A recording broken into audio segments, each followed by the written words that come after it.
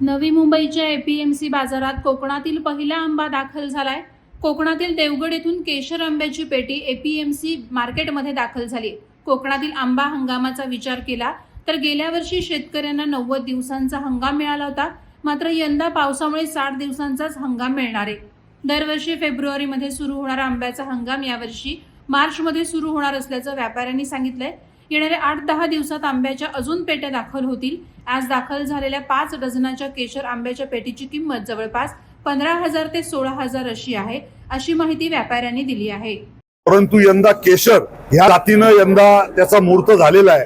वाघोटन मधले एक शकील मुल्ला नावाचे प्रगतिशील शेतकरी आहेत देवगड तालुक्यातले, त्यांनी आज ही आंब्याची पेटी पाठवलेली आहे आणि येणाऱ्या 8-10 दिवसामध्ये त्यांच्याकडे जवळ अशा 10 ते 15 पेट्या आहेत।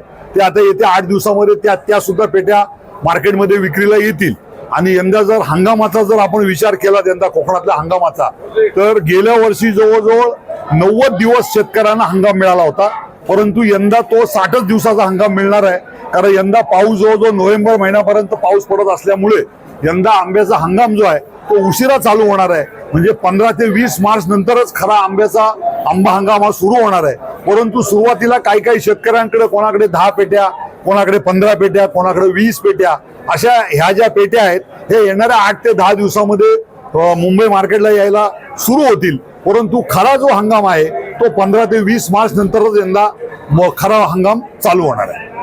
किती रेट आहे सध्या 5 पेटी? आता आज एक 5 डझनाची जी केसरची पेटी आलेली आहे तिचा अंदाजे रेट 15 ते 16,000 रुपयाने पेटी विक्रीला गिराईक भाव भरेल असा आमचा अंदाज आहे।